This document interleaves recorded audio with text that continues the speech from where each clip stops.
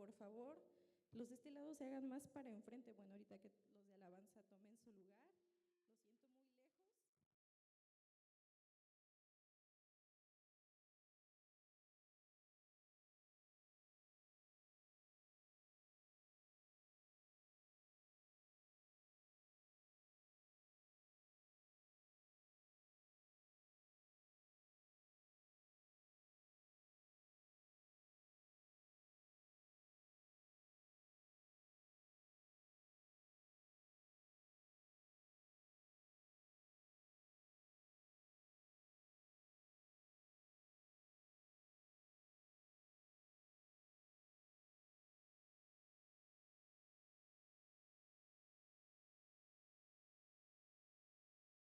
lejos. Ya nos saludamos. Pueden sentarse, tomar su asiento. Y bien, el tema que nos toca ver esta mañana, si me pueden poner el título, por favor. El tema que nos toca esta mañana, ese no es la mano de Dios sobre ti. ¿Cómo se llama? La mano de Dios sobre ti. Para usted, necesito que alguien me diga, ¿qué es la mano de Dios? ¿Usted qué entiende por la mano de Dios? ¿O qué se imagina? El poder de Dios. ¿Alguien más se imagina otra cosa o piensa otra cosa? La presencia de Dios. ¿Alguien más? Ajá. Ok. Ahora, ¿usted cómo piensa que la mano de Dios se muestra en nuestras vidas? ¿O cómo piensa que la mano de Dios se muestra en su vida? ¿Alguien que me pueda decir?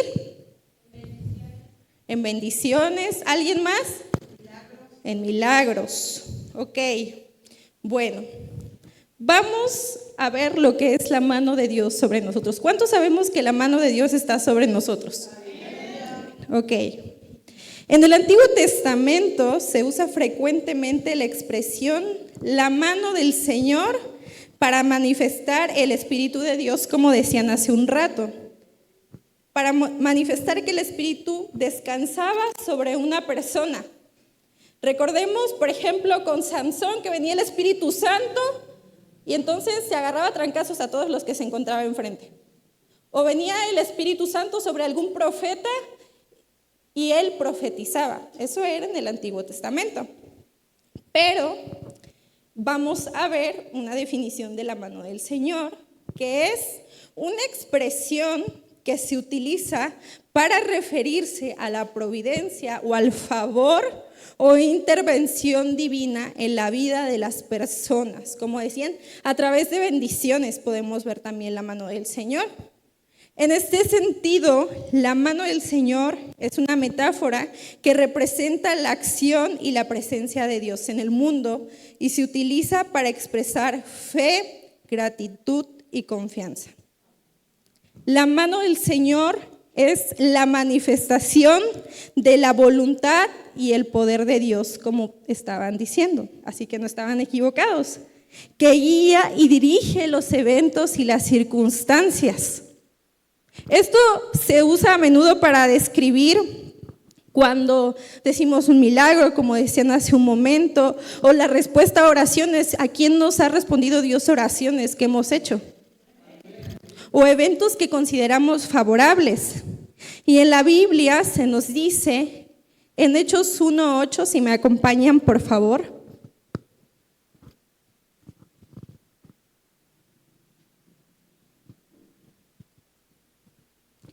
Leemos la primera parte, y está proyectada acá también, dice, recibiréis poder cuando haya venido sobre vosotros el Espíritu Santo.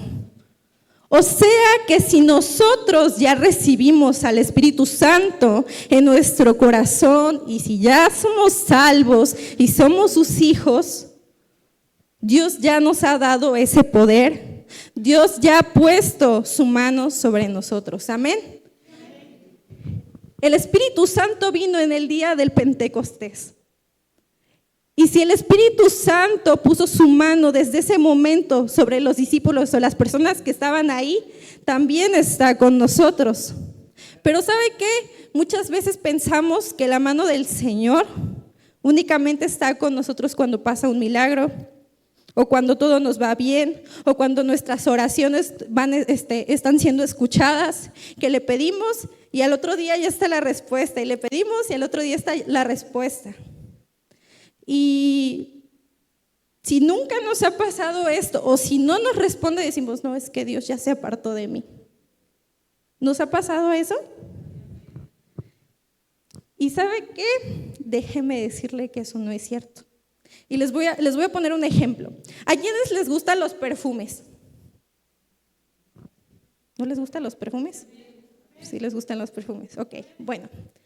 Y sí o no, que muchas veces nos gusta un perfume, nos encanta ese perfume y vamos a salir y miren, nos rociamos toda la ropa, toda la cabeza, todo, ¿no?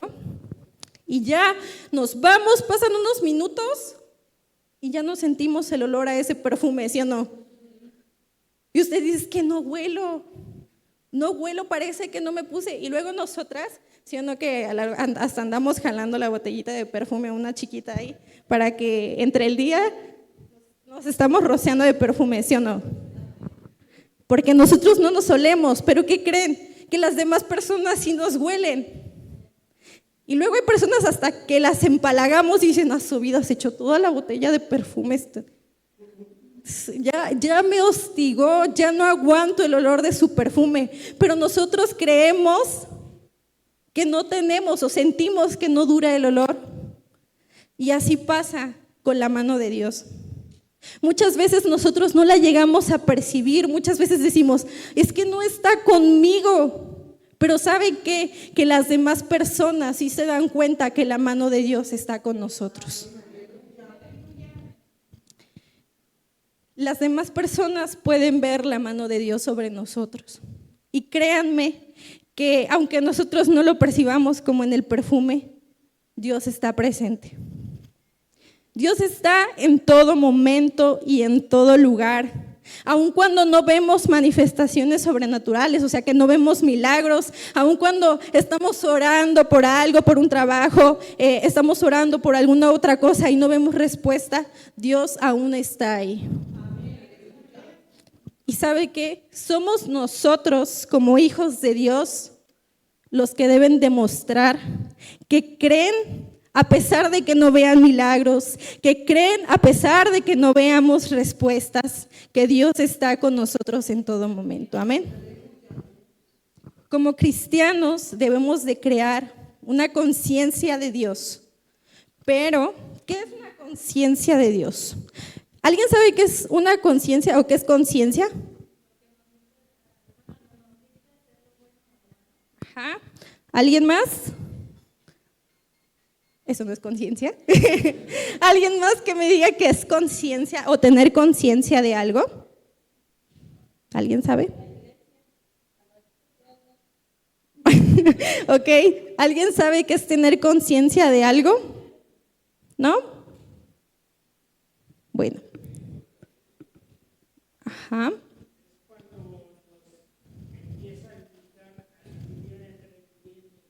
Entre el bien y el mal, ok. Bueno, vamos a ver una definición de conciencia. Leemos. Conciencia es el conocimiento claro y reflexivo de la realidad. Cuando a alguien le pasa un accidente y decimos, es que no está consciente, ¿qué queremos decir?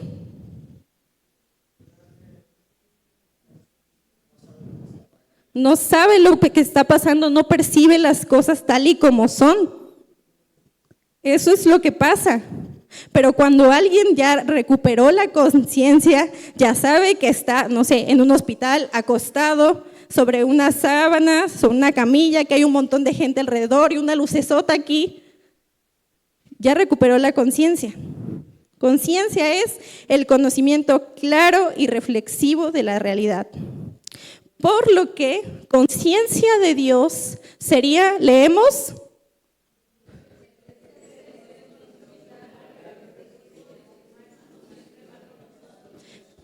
el conocimiento claro y reflexivo de que su mano siempre va con nosotros. Y a lo mejor eso suena algo enredado, así que vamos a ver esto en otras palabras. Tener conciencia de Dios es estar plenamente consciente de su presencia y de su influencia en cada momento de nuestra vida. Significa reconocer a Dios como una realidad viva que guía y da sentido a nuestra existencia. O sea que cuando nosotros tenemos conciencia de Dios, nosotros en todo momento y en todo lugar en el que estemos, vamos a estar conscientes, vamos a tener en nuestra mente que Dios está ahí. Si estamos en el trabajo, vamos a estar conscientes de que Dios está ahí. Si estamos en la calle, vamos a estar conscientes de que Dios está ahí. Si nos pasó algo muy bueno, si nos pasó algo maravilloso, que nos regresaron un dinero que nos estaban debiendo, vamos a estar conscientes que Dios está ahí. Pero si tenemos algún problema, vamos a estar conscientes de que Dios está ahí. Amén. Eso es tener conciencia de Dios. Que a pesar de en donde estemos o en la etapa en la que estemos, Dios va a estar ahí y Dios es el que va a guiar nuestra existencia. Dios debe de volverse esencial en todo para nosotros. Que las decisiones que nosotros tomemos no sea porque, no sé qué hacer de Tin Marín de Doping, no, sino que las decisiones que nosotros tomemos sea porque yo sé que Dios está conmigo. Dios, guíame a hacer lo que tú quieres que haga. Amén. En la Biblia nosotros vemos que Dios se manifiesta a través de grandes milagros. ¿Alguien ha leído sobre grandes milagros en la Biblia? ¿Alguien que me puede decir uno? Uno que le guste o que le impacte o en el que se siente identificado. Cuando sacó agua de la roca, exactamente. A ver, hermano, le voy a regalar unos chetos. A ver, le voy a regalar unos chetos al hermano por contestarme. Muy bien. Cuando sacó agua de la roca, fue un milagro maravilloso porque, para empezar, para romper una roca está difícil, ¿no? Está muy difícil. Y Moisés tenía un palito. Es un milagro maravilloso. También hemos visto milagros masivos, por ejemplo, cuando el pueblo de Israel estaba en la guerra y Dios empezó a mandar un montón de piedras que mataron a los enemigos. Eso es gigantesco.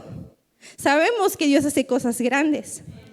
Sin embargo, también podemos encontrar ejemplos de personas a las que Dios no usó para hacer cosas tan grandes, pero que confiaban plenamente en que Dios estaba con ellos. Y vamos a ver en Hechos 11:21, por favor me acompañan.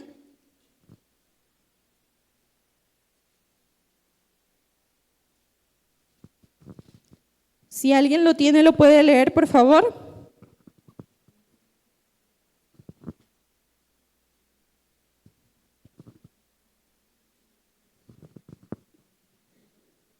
Léelo.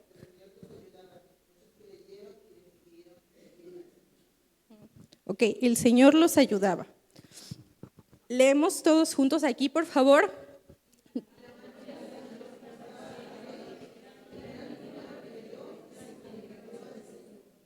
Y la mano del Señor estaba ¿con quién? ¿Y qué pasó? Gran número creyó y se convirtió al Señor.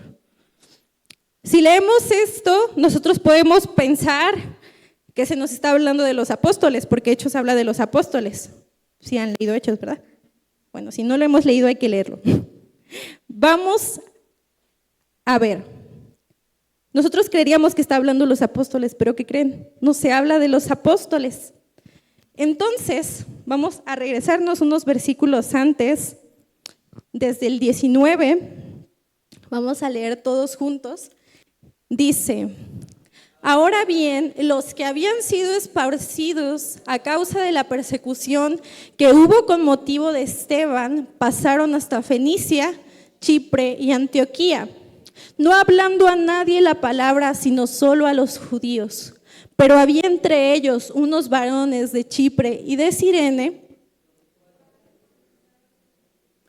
Cuando entraron en Antioquía, hablaron también a los griegos, anunciando el evangelio del Señor Jesús. Y la mano del Señor estaba con ellos, y gran número creyó y se convirtió al Señor. Amén. Entonces nos damos cuenta que no se está hablando de los apóstoles, sino de otros hombres. ¿Se acuerda de dónde eran estos hombres? Y de Cirene. Muy bien. No tenga miedo de hablar. ¿Quién fue la que me contestó? Usted. También le regaló unos chetos, a ver. Bien. Estos hombres ya nos dimos cuenta que no eran apóstoles. Pero ¿sabe qué? Nosotros también debemos de seguir el ejemplo de estos hombres. Vamos a leer este versículo en otra versión para que nos quede un poquito más claro, ¿sale? Si me lo pueden poner, ok. Dice, después que mataron a Esteban, los creyentes se dispersaron tratando de escapar en la persecución. Algunos creyentes se fueron a lugares tan lejanos como Fenicia, Chipre y Antioquía. En esos lugares anunciaron la buena noticia de salvación, pero solamente entre los judíos. Algunos de estos creyentes eran hombres de Chipre y de Cirene.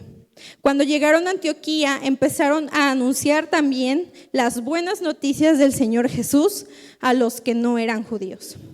Ok, bueno. Para comprender lo esencial que era Dios para estos hombres, tenemos que empezar por la muerte de Esteban. El Esteban que se habla aquí es el mismo que aparece en Hechos, si me pueden poner las imágenes por favor, en Hechos 6 es escogido diácono, o sea, servidor, los que servían las mesas. No era un gran apóstol de los discípulos de Jesús, no, era de los que servían las mesas. Este Esteban iba al templo, si vemos ahí la imagen, iba al templo y en el templo, predicaba a las personas que pasaban por ahí. Este mismo Esteban, por los sacerdotes del templo, fue acusado y fue apedreado. También lo podemos ver ahí. Esto ocasionó que todos los sacerdotes y todas las personas que odiaban a los seguidores de Jesús se alertaran. ¿Por qué? Porque si él empezó a hablar ahí y según ellos causar alboroto, más personas creían cada vez más y más personas iban a causar alboroto. Entonces empezaron a perseguir a todos los seguidores de Cristo. Y cuando los empezaron a perseguir, comenzaron a esparcirse. Y dice que se empezaron a esparcir, ¿en qué lugares? ¿Se acuerdan? Chipre, Antioquía, ajá. Fenicia y Cirene. Ok, bueno.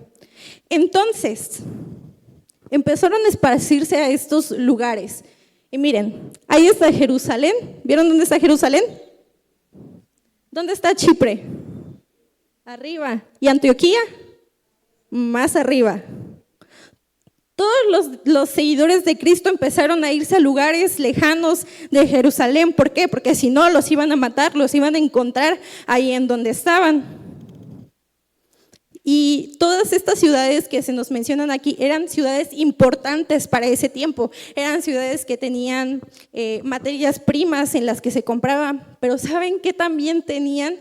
Tenían una predominación de muchas religiones politeístas. Así como nosotros ahorita que todos tienen la religión que quieren y está bien, pues allá también. Entonces, allá obviamente no habían oído hablar de Cristo. Y había uno que otro judío, pero ellos pues en las cosas que tenían que hacer, eso era lo que había. Y se nos dice que se comenzó a dar la buena noticia del Señor únicamente a los judíos.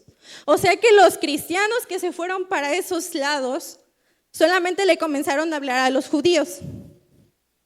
Solamente les comenzaron a hablar a ellos, nada de a los demás que creían en otros dioses, no. Porque todavía tenían un poquito de prejuicio para hablarles a los no judíos, porque para ellos hablarles a alguien que no era judío era como contaminarse. Era como, yo no te voy a hablar porque como tú no eres judío, yo me voy a contaminar y ya después voy a tener que matar 50 vacas. Entonces todavía había ese poquito de prejuicio, aunque Pedro unos versículos antes ya les sabía que Dios también iba a usar a las personas que no eran judías. Y además, muy probablemente también tenían miedo, porque imagínense, ya los estaban persiguiendo en Jerusalén, ya los estaban persiguiendo los que eran de su raza, de su nación. Y todavía llegar a otro lugar, dizque de refugiado, y le empiezas a predicar, y en vez de que acepte a Cristo, se enoje contigo y te mate. Tenían un poquito de razón en hacerlo, ¿sí o no? Ok. Entonces, ellos solamente se quedaron con los judíos. Pero ahora llegamos con estos hombres que eran de Chipre y de Cirene. ¿De dónde? De Chipre y de Cirene. Ya vimos dónde estaba Chipre, pero ¿dónde está Cirene? ¿Y está cerca o lejos? ¿Está cerca o lejos? Está lejos. Estos hombres se cree que eran de esos lugares de Chipre y de Cirene, pero fueron a Jerusalén y en Jerusalén escucharon de la palabra de Dios. Y al escuchar de la palabra de Dios, ellos en vez de regresarse a sus casas, a los lugares de donde eran origen, se fueron a Antioquía a predicar. ¿Hay lógica en eso? O sea, si usted lo están persiguiendo, digamos, no sé, usted se va a la Ciudad de México y en la Ciudad de México usted tiene problemas y lo empiezan a buscar. Se vendría para acá, ¿no? Para su casa o para su pueblo, si no es de aquí. Porque dices, no, pues ahí hay personas que me conocen, que me quieren, me van a dar comida, no voy a andar gastando tanto dinero. Pero no, ellos se fueron a otro lugar en el que no tenían a nadie conocido, en el que no tenían dinero, en el que no tenían negocios, pero ¿sabe qué fueron? A predicar de la palabra de Dios. Ellos llegan y empiezan a hablar de la palabra a los no judíos. Y sabe que hasta este punto de la Biblia, ninguna persona que no fuera judía, ninguna había hablado de Cristo, porque como les decía, todavía había un prejuicio. Pensaban que ellos no iban a ser usados, pero ellos van y empiezan a hablar de Cristo. Empiezan a decirle a las personas que estaban ahí, que adoraban otros dioses, oye, Jesús vino a morir por nosotros. Jesús vino a morir por nosotros y todas esas cosas que tú estás haciendo, Dios puede perdonarlas. Eso fueron a hacer ellos. Pero ¿sabe qué?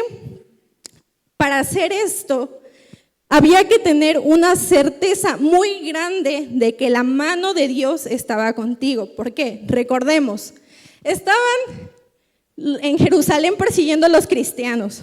Y no solo en Jerusalén, porque andaban mandando a más personas a perseguir en todos los lugares y a matarlos. En el lugar en donde estuvieran, los encontraban y los mataban.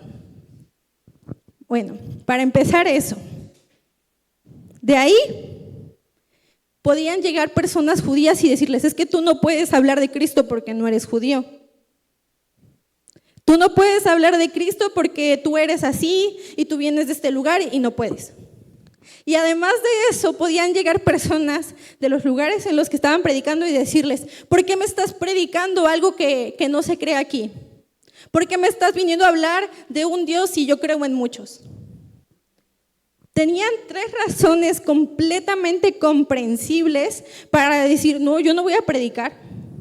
Yo mejor me regreso a mi casa. Yo mejor me regreso a mi pueblo.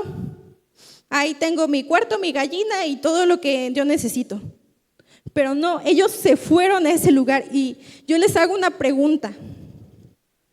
¿Ustedes qué hubieran hecho? ¿Se hubieran ido a Antioquía o se hubieran regresado a su casa? Sean honestos. Honestamente, yo creo que yo sí me hubiera regresado a mi casa. La verdad. Porque daba miedo todo lo que podía pasar. Sin embargo, ninguna de estas 3 razones fueron obstáculo para que ellos predicaran de una manera apasionada el Evangelio de Jesús, pues tenían una completa conciencia de la presencia de Dios y también de que su presencia y su influencia estaba en cada momento de su vida. Reconocían a Dios como una verdad viva que guiaba su vida. O sea, ellos sabían y estaban conscientes de que en cualquier lugar en el que ellos estuvieran, Dios iba a estar con ellos. Ellos sabían que Dios iba a estar con ellos en todo momento. Y aunque corrieran riesgos, Dios también iba a estar con ellos. Y saben que al ser gentiles o personas no judías, era más notable la diferencia. ¿Por qué? Porque las demás personas de sus pueblos, de sus casas, de sus ciudades, estaban, saltando y brincando para un Dios, de la lluvia, de la guerra. Y ellos estaban predicando a Dios. Mientras otras personas de su casa, de su pueblo, estaban matando a sus hijos para ofrecerlo en sacrificio, ellos, abrazaban a sus hijos y les enseñaban de la palabra de Dios. ¿Sí o no? Es un contraste muy diferente. Entonces eso también es tener conciencia de Dios, porque actuaban sabiendo que Dios estaba con ellos y que Dios había transformado sus vidas, que ya no eran los mismos de antes de conocer al Señor. ¿Alguien ha visto cambios de cuando conoció a Dios y antes de conocerlo? ¿Sí? ¿Por qué? Porque antes, nos encontrábamos a alguien y nos decía algo y enseguida ya se andaban agarrando de las greñas. Y ahorita nos encontramos a alguien que nos dice algo que nos hace molestar, nada más estamos en la mente: Señor, contrólame, Padre, contrólame, agárrame las manos, agárrame todo, porque yo no voy, ¿sí o no? Y eso era lo que pasaba con ellos. Era tan notable la diferencia de lo que hacían ellos y lo que hacían las demás personas. Tenían un estilo de vida impregnado de Dios y dependían completamente de Él. Porque recordemos que se fueron a una ciudad que no era la suya, que probablemente no conocían, porque no es como ahorita que agarramos un avión, que está bien caro, agarramos un avión y vamos a un lugar y podemos regresar en ese mismo día. Ellos tenían que caminar semanas, meses para llegar a un lugar. Y como resultado de esto, la Biblia nos dice en el versículo 21 que la mano del Señor estaba ¿con quién? Con ellos. ¿Y qué pasó? Gran número creyó y se convirtió al Señor. Las personas vieron en ellos algo diferente, y eso diferente era la mano de Dios en sus vidas. No se nos dice que hicieron grandes milagros como se nos dice con los apóstoles, porque con los apóstoles en la Biblia vemos que se sanan cojos, que se sanan enfermos, que se levantan muertos. Pero con ellos se nos dice gran número creyó, y se nos dice que la mano de Dios estaba con ellos.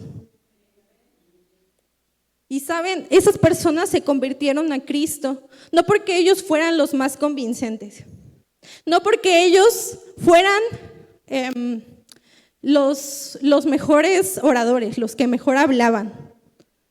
No es porque ellos fueran como esas personas que te muestran una piedra y te la promocionan y te la venden, no. Sino que esas personas creyeron en Cristo. ¿Por qué? Porque la mano de Dios estaba con ellos. Dios dice que Él es el que convence de pecado, Él es el que convence de justicia y de juicio. Él es el que hace la obra, o sea que Él es el que convence. Él es el que nos dice: ¿sabes qué? Has estado actuando mal. Cuando nosotros nos predicaron de Cristo y la persona nos estaba hablando, no es porque la persona nos convenciera completamente, sino es porque adentro de nosotros había una voz que nos decía: has estado haciendo tantas cosas mal en tu vida. tienes tantas necesidades. Cuando Dios habla a nosotros, mientras las otras personas nos están hablando de Él, hay algo adentro de nosotros que nos dice, me necesitas. ¿A quién le pasó eso? ¿A quién le pasó eso que cuando le estaban predicando en su interior sentía, es que necesitas un cambio? Amén. Y aunque nosotros poníamos una cara de, no, es que yo no necesito eso. Por dentro sabíamos, ya no aguanto, ya no puedo. Y eso es lo que pasaba con estas personas. Aunque estos hermanos, les hablaban y les decían de Dios, el único que puede convencer, ¿quién es? El Espíritu Santo. No somos nosotros. Cuando nosotros le hablamos a alguien y que en Jesús, no es porque nosotros hablemos bien, porque luego se nos traba la lengua y terminamos de hablarle a la persona y ni sabemos qué le dijimos. Pero Dios es el que por su gracia, porque dijo, no, de plano sí se trabó mucho, voy a tocar a esta persona. Él es el que toca a las personas. Pasó todo esto y gran personas se convirtieron. Fue cuando por primera vez en Antioquía, que era donde estaban ellos, se le llamó a los seguidores de Cristo cristianos. ¿Alguien sabe qué significa la palabra cristiano? Alguien que no sea de los servidores. No. ¿Alguien más sabe qué quiere decir cristiano? ¿Cómo? Cristos chiquitos. A ver, tenga sus chetos, por favor, dáselos a Salomé. Muy bien. Cristiano quiere decir Cristos chiquitos o pequeños Cristos. ¿Y sabe por qué se les puso así a los seguidores de Cristo o a los seguidores de Jesús? Porque esas personas que estaban en Antioquía, que se convirtieron a causa de la predicación de estos hombres, reflejaban a Jesús con su vida. Realmente hacían la diferencia, realmente se daban cuenta. No sé cuánto nos ha pasado, pero luego estamos en el trabajo y nosotros actuamos normal. Pero las personas nos dicen, oye, es que tú eres diferente. Porque yo veo que tú no haces esto. Yo veo que tú no haces lo que los demás hacen, aunque nosotros no les digamos nada. ¿A quiénes les ha pasado? Y saben que esos no somos nosotros. Ese es Jesús en nuestras vidas. Jesús es el que habla a través de nuestro ejemplo, a través de lo que hacemos, aunque nosotros a lo mejor ni siquiera estamos conscientes de eso. Él es el que marca la diferencia en nuestras vidas. Y es por eso que a estas personas se les puso cristianos. Y así es como nos hacemos llamar hasta hoy. ¿Por qué? Porque creemos que desde que nosotros conocimos a Cristo, desde que nosotros lo aceptamos como Salvador, ya no somos los mismos que antes. Que nosotros tratamos, porque a veces es difícil, ¿sí o no? Tratamos de ser como Él, de seguir su ejemplo y hacer las cosas que Él habría hecho en nuestro lugar. Todo esto sucedió por la predicación de estos hombres.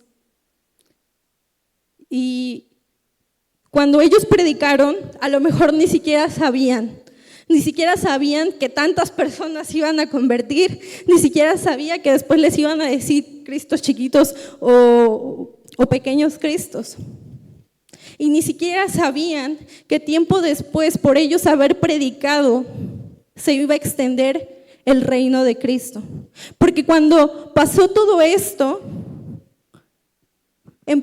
esas personas que empezaron a creer, y ese gran número de personas que dice ahí, empezaron a ir a más lugares, a otras ciudades, a otros pueblos, a predicar de Jesús. Y se empezó a extender tan grandemente. Esta imagen que vemos de este lado son los viajes del apóstol Pablo. El apóstol Pablo estuvo en Antioquía. Y aunque él no recibió a Cristo en ese lugar, él fue inspirado a través de lo que Dios había hecho en las vidas de las personas. ¿Y ve a qué tantos lugares fue? ¿Cuántos puntitos cuenta acá, si es que alcanza a ver? Dígame cuántos ve, más o menos.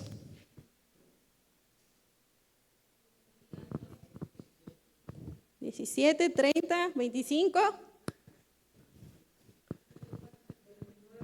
29, 34. Bueno, el número mayor que hemos llegado es el 34. Pero imagínense, era una sola ciudad. Y de esa sola ciudad, solamente porque estos hombres le predicaron, empezaron a predicarle a esa ciudad, 34 ciudades también escucharon de Cristo. Porque los hombres a los que les predicaron fueron y le hablaron a otra persona, y le hablaron a otra persona, y se fueron a otra ciudad y le hablaron a otra persona. Eso es lo que pasó y ellos a lo mejor ni siquiera estaban conscientes. Lo que quiero decir con esto es que así como estos hermanos en la fe, que no eran diferentes a nosotros, porque nosotros tampoco somos judíos. Y porque nosotros también vivimos en una sociedad en la que cada quien hace lo que quiere, como quiere y todo está bien, ¿no? Tuvieron esa certeza de que la mano de Dios estaba con ellos y que su poder estaba sobre ellos. Nosotros también podemos tener esa certeza, porque no hay diferencia. No vamos a decir, es que Jesús Dios lo usó, pero yo no soy Jesús, Dios no me va a usar. No tenemos excusa porque ellos también eran como nosotros y también tenían esa certeza. Nosotros también debemos de tener esa confianza de que Dios está con nosotros en todo momento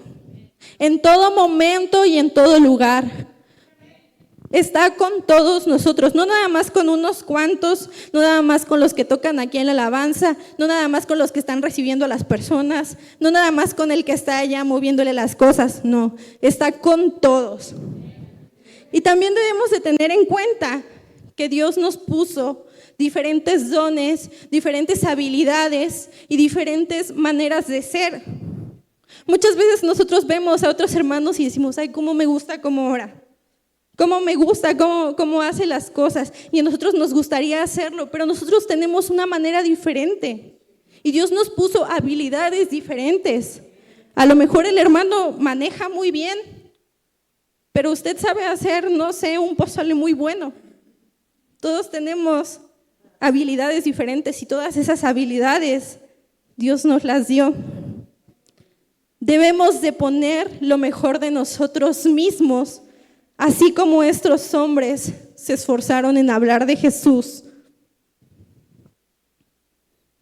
Nosotros también debemos de esforzarnos, teniendo en cuenta que no será nuestro esfuerzo, no será lo que nosotros hagamos, lo que haga las cosas o la diferencia, sino que Dios verá nuestro esfuerzo, conocerá nuestro corazón y Él hará las cosas.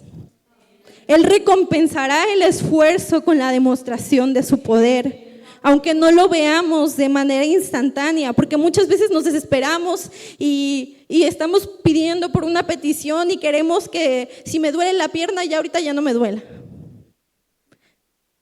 Y no, Dios demuestra su poder, pero no es cuando nosotros queramos.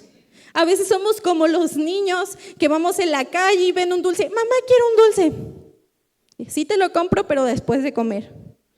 No, es que yo me lo quiero comer ahorita, yo lo quiero ahorita. Pero nosotros decimos, no, tienes que comértelo después de comer. Sabemos que sí se lo van a comer, ¿sí o no? Pero en un tiempo. Pero no, los niños lo quieren en ese momento y hasta hacen berrinche. ¿Y saben qué? Luego nosotros somos como esos niños. Porque oramos y pedimos y a lo mejor Dios nos dice, sí te lo voy a dar, pero después. Y nosotros es que yo lo veo ahorita, yo lo quiero ahorita. Y como no lo tenemos ahorita, decimos, no, es que Dios ya no está conmigo. Y no es así. Pues su palabra nos dice que aunque las cosas que el Señor planeó no ocurran tan pronto, con seguridad ocurrirán. Y aunque pensemos que demoran en cumplirse, no debemos desesperarnos, pues todo acontecerá en el día que Él ha señalado. También nos dice que no es que el Señor sea lento para cumplir su promesa, como algunos piensan o pensamos. Al contrario, Él es paciente por amor a nosotros. Cuando usted, como les decía hace un rato, tiene un hijo y le dice, sí, te voy a dar esto, pero después lo hace por amor, ¿sí o no? Porque sabe que si se come nada más ese dulce, le va a hacer daño y ya después va a querer más y va a andar pidiendo más. Lo hace por amor a Él, ¿sí o no? Y Dios también hace lo mismo con nosotros, por amor a nosotros, pero a veces no lo entendemos. Dios quiere que experimentemos de nuevo su mano sobre nosotros, añadiendo su poder a nuestro mejor esfuerzo. Quiere que aprendamos a una nueva forma de depender de Él, en la que no necesitamos siempre ver algo para tener confianza de que Él está actuando. Y cuando menos lo pensemos o esperemos, su mano hará grandes cosas a través de nuestra vida o de las cosas que nos habilitó a hacer, como a través de esta gran conversión de gente por la predicación de estos hombres, lo que ocasionó que el evangelio llegara a tantos lugares. Y al llegar a tantos lugares, ¿sabe qué? Llegó a nosotros. Y nosotros hoy estamos aquí. Para concluir, me gustaría recalcar que la mano poderosa de Dios está con nosotros siempre. Si la mano del Señor estaba con ellos, también está con nosotros. No importa la circunstancia, aun cuando no veamos los milagros y aun cuando oremos por los enfermos y a lo mejor no sanen en ese momento, o oremos por una situación y por una respuesta y no la veamos, sigamos teniendo esa certeza de que la mano de Dios está con nosotros, de que debemos esforzarnos por reflejar a Cristo. Debemos esforzarnos porque las demás personas vean a Dios en nosotros. Sigamos esforzándonos en predicar de Cristo, en hablarle de Jesús a las demás personas. Sigamos esforzándonos en ir a los hospitales, en ir a los anexos, en ir a las calles, a las casas hogar, porque Dios ve el esfuerzo. Esforcémonos cada vez más en extender su reino, pues sabe que el avivamiento está cerca y también está cerca la venida de Cristo. Y su palabra nos dice que Él va a dar recompensa. No nos va a dar recompensa por cuántos milagros Dios te usó para hacer. Por eso no te va a dar recompensa. Te va a dar recompensa cuando te diga, bien hecho, siervo bueno y fiel. Bueno y fiel es que tú reflejaste fielmente lo que Él es. Que tú tuviste conciencia desde que conociste a Cristo, que Él está contigo y que actuaste como Él lo hubiera hecho. Eso es lo que Él va a recompensar. Tengamos esa conciencia de Dios, reconociendo como una realidad viva, reconociendo que Él es el que da el sentido a nuestra existencia. Que Dios se vuelva esencial en todo para nosotros. Y cuando hagamos esto, las personas verán reflejado a Dios en nuestras vidas. Porque sabe que muchas veces las personas ni siquiera quieren saber de Cristo por el ejemplo que nosotros damos. Porque nosotros le predicamos de Cristo, le decimos Cristo es esto, Cristo es el otro, Dios es amor, pero en la casa nos andamos peleando y todos los vecinos se enteran de los problemas y de lo que gritamos. Pero cuando nosotros reflejamos a Cristo, lo que nosotros le predicamos a las demás personas es lo que ven en nuestra casa. No quiero decir que no va a haber discusiones de vez en cuando, porque somos humanos y nos molestamos. Eso es entendible completamente. Pero las demás personas van a ver que las discusiones que lleguemos a tener no son con las discusiones que ellos tienen o que otras personas tienen. Y van a ver que Cristo está en nosotros y que Cristo está en nuestra vida. Cuando vean reflejado a Dios en nuestras vidas, ellos querrán acercarse a Él. Y recordemos como ese perfume, aunque nosotros a lo mejor no sintamos ese olor, y aunque nosotros a lo mejor no sintamos su presencia, y vengamos y oremos y decimos, Dios, es que no te siento, o a lo mejor vayamos y oremos por una persona y no sane o no mejore la situación, tengamos la certeza de que Él siempre está con nosotros, en todo momento y en todo lugar. Le voy a invitar a que se ponga de pie, por favor.